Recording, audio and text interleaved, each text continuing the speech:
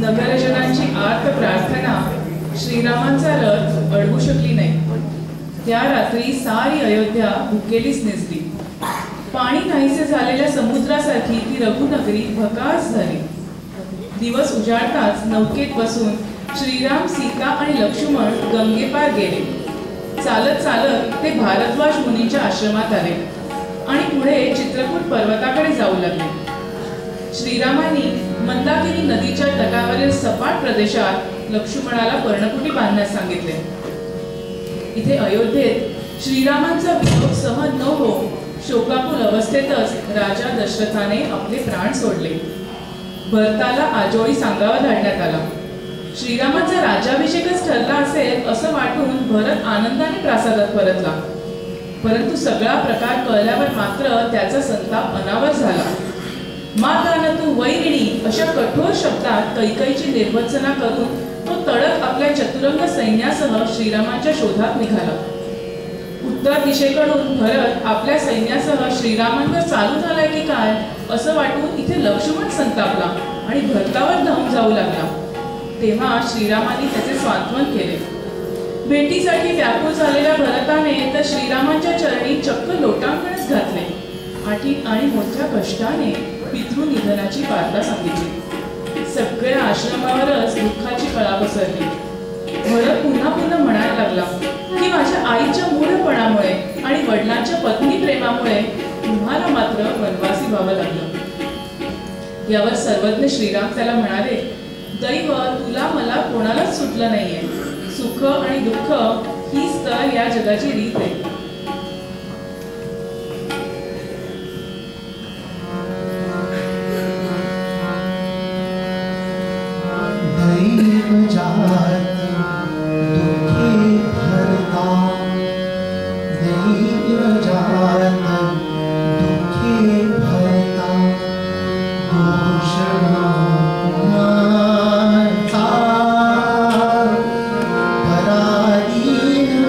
आहे जग